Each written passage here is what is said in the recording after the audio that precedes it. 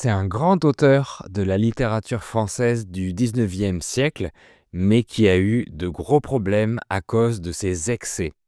Il a été très critiqué et il a même été accusé de fraude. Je vais vous raconter la biographie d'Alexandre Dumas dans cet épisode 192 du podcast Fluidité. C'est parti! Avant de commencer, je voudrais vous proposer de pratiquer votre oral grâce à notre club VIP. C'est un club privé que j'ai créé, composé d'une grande communauté d'apprenants du monde entier. Et tous ensemble, on fait des activités de pratique orale en français sur Zoom au minimum 6 fois par mois. On fait de la lecture, des jeux, des quiz, des discussions sur différents thèmes pour que les apprenants gagnent en confiance à l'oral et progressent. Il y a aussi un cours pour expliquer facilement et clairement la grammaire du français. Nous avons un groupe Telegram privé pour écrire, partager et échanger et où j'aide les apprenants en répondant à leurs questions bien sûr. Le club VIP, c'est aussi tous les contenus du podcast sans publicité. Vous êtes tous les bienvenus. Cliquez sur le lien dans la description pour avoir toutes les informations et vous abonner. Bonjour et bienvenue dans ce nouvel épisode. Comme je l'ai dit dans l'introduction, j'aimerais vous parler de la vie d'Alexandre Dumas. Dans le podcast, j'ai déjà parlé de l'histoire des Trois Mousquetaires, mais aussi du Comte de Monte Cristo, qui sont tous les deux des romans très célèbres du même auteur, Alexandre Dumas. Je vous ai demandé si vous vouliez qu'on parle de cette grande personnalité de la littérature française, et vous me l'avez demandé. On va parler d'Alexandre Dumas père. Oui, puisque son fils s'appelait aussi Alexandre Dumas. Et il était aussi écrivain. Donc traditionnellement, pour les différencier, soit on dit Alexandre Dumas père, soit on dit Alexandre Dumas fils. Donc aujourd'hui on parle du père, même si on citera rapidement son fils aussi. Alexandre Dumas est né le 24 juillet 1802 à Villers-Cotterêts, une ville au nord-est de Paris. C'est dans cette ville qu'en 1539, le roi François Ier a établi un texte pour déclarer le français en tant que langue officielle de toutes les administrations à la place du latin. Ce texte s'appelle l'Ordonnance de Villers-Cotterêts et on en parlera peut-être un jour plus en détail. Le père d'Alexandre était un général d'armée métis, c'est-à-dire avec des origines normandes et créoles. Un père à la peau blanche et une mère à la peau noire. Un créole, c'est un Français qui est né dans les anciennes colonies françaises comme la Martinique, la Guadeloupe ou la Réunion. Quant à lui, le père d'Alexandre est né à Haïti, un pays qui était une colonie française jusqu'en 1804. Donc Alexandre Dumas était aussi métis. Maintenant, pour raconter sa vie, je vais majoritairement utiliser le présent, un temps qui permet de mieux se plonger dans un récit. Bien sûr, on n'utilise pas le présent pour parler de ce qu'on a fait le week-end dernier, mais pour une biographie, c'est souvent le cas. Le jeune Alexandre a une enfance peu agréable. Son père meurt quand il a 4 ans et sa mère et lui vivent dans la pauvreté. Durant son adolescence, un de ses amis lui enseigne les bases de la poésie. Ensemble, ils commencent à écrire des drames et des pièces de théâtre comiques, mais qui n'auront aucun succès. En 1822, il part s'installer à Paris pour échapper à la pauvreté dans laquelle il vivait. Il trouve un poste de clerc de notaire. Ici, le mot clerc veut dire l'assistant du notaire. C'est un nom de métier encore utilisé aujourd'hui, un clerc de notaire. Alexandre Dumas obtient une certaine culture littéraire en lisant des auteurs britanniques comme Shakespeare ou Walter Scott. Ensuite, il commence à fréquenter les théâtres parisiens et s'y intéresse de plus en plus.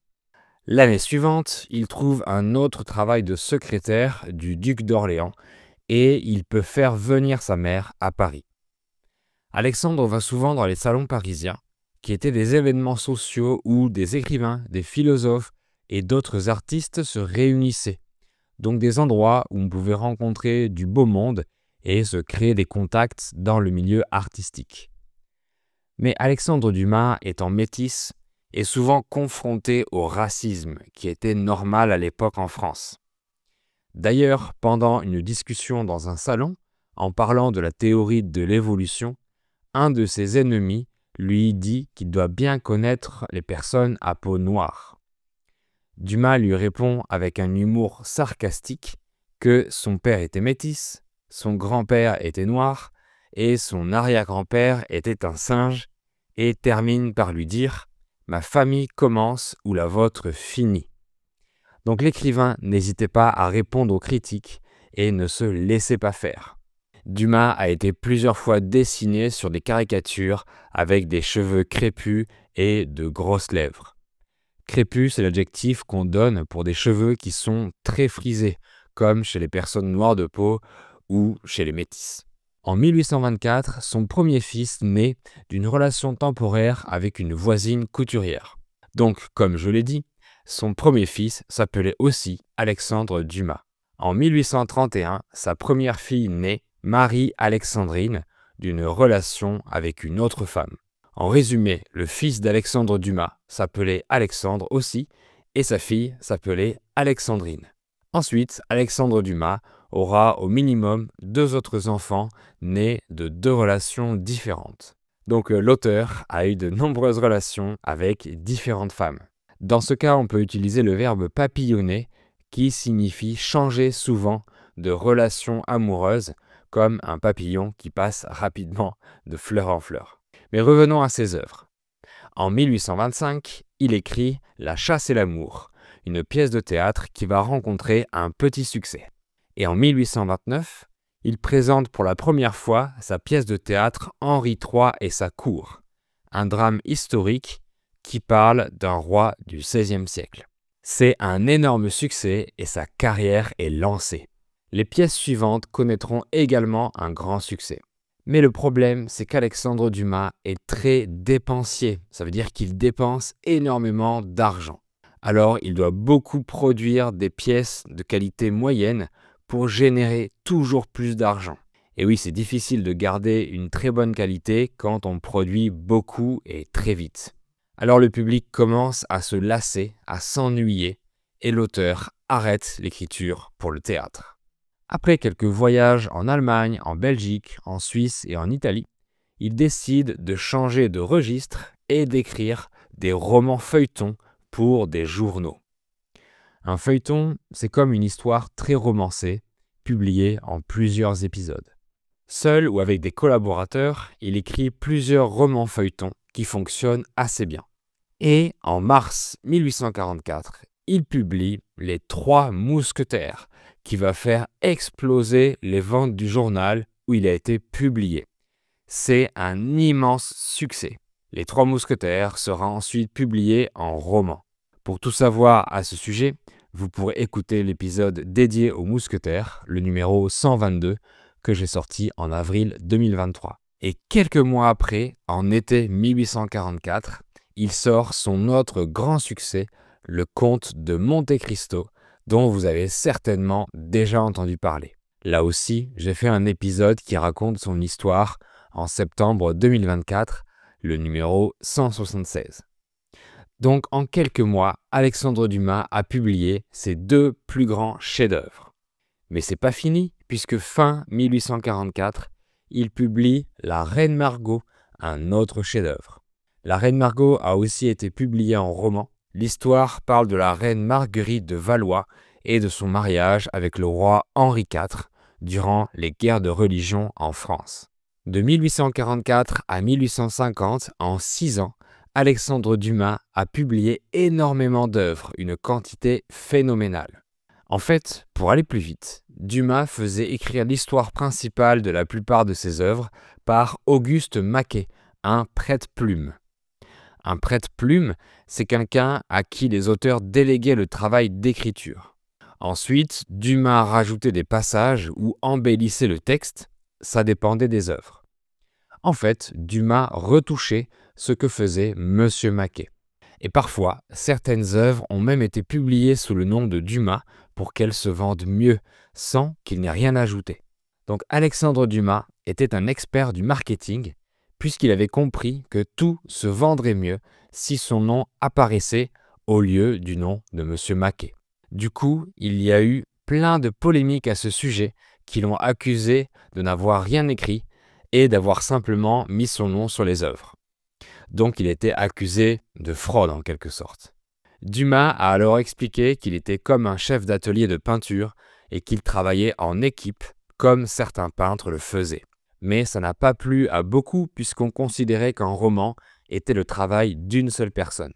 Il était comme un businessman de la littérature. Il publiait le plus possible. Les journaux le payaient au nombre de lignes qu'il écrivait, donc il en faisait le maximum. Mais ce qui est dommage, c'est que le nom d'Auguste Maquet n'apparaît pas dans les romans qu'ils ont écrits ensemble. En tout cas, en 1846, Dumas fait construire son propre théâtre à Paris. La même année, il se fait construire le château du comte de Monte Cristo en région parisienne.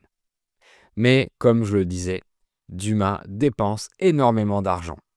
C'est son plus gros problème puisqu'il finit par être ruiné et il doit vendre son château en 1848, seulement 2 ans après sa construction. La seule bonne nouvelle de cette période, c'est la publication du roman de son fils, La Dame aux Camélias, qui sera son plus grand succès. Et en 1850, nouvel échec, son théâtre fait faillite à cause de ses problèmes financiers. Et les soucis continuent malheureusement puisqu'en 1853, Dumas doit vendre 45% de ses propriétés littéraires pour rembourser ses dettes. En 1858, Auguste Maquet fait un procès à Dumas, mais il ne le gagne pas. Malgré ça, Maquet obtient 25% des droits d'auteur qu'il a coécrits avec Dumas. Du coup, les deux auteurs se fâchent et ne se reparleront plus jamais jusqu'à leur mort. Ensuite, Alexandre Dumas va continuer de coécrire avec d'autres auteurs, mais sans retrouver la folle cadence d'écriture que Maquet et lui avaient. L'auteur fera un long voyage en Russie et vivra aussi en Italie. Dumas rentre en France en 1864 et il continue ses publications. L'écrivain adore la bonne cuisine, on dit que c'est un gourmet. Alors, en 1870, il publie le Grand Dictionnaire de la cuisine. Mais cette même année, Dumas est victime d'un accident vasculaire qui le paralyse à moitié. Il meurt quelques semaines plus tard, en décembre 1870. Alexandre Dumas nous a laissé un bel héritage de grands classiques de la littérature française. Malheureusement, ses excès ont été néfastes pour lui et l'ont poussé à vouloir toujours plus produire en ne respectant pas toujours les auteurs avec qui il a travaillé. En 2002, la tombe de Dumas est entrée au Panthéon à Paris. Pour progresser en français ou si vous voulez soutenir la chaîne et le podcast, vous pouvez acheter mon livre En route vers le français avec fluidité. C'est un livre avec les meilleurs contenus du podcast, plus un contenu en exclusivité. Il y a bien sûr les versions audio et vidéo téléchargeables sans publicité, mais aussi des anecdotes, des jeux de vocabulaire et encore d'autres bonus. Cliquez sur le lien dans la description pour avoir toutes les informations. Voilà pour sa biographie, merci beaucoup d'avoir suivi cet épisode et à bientôt!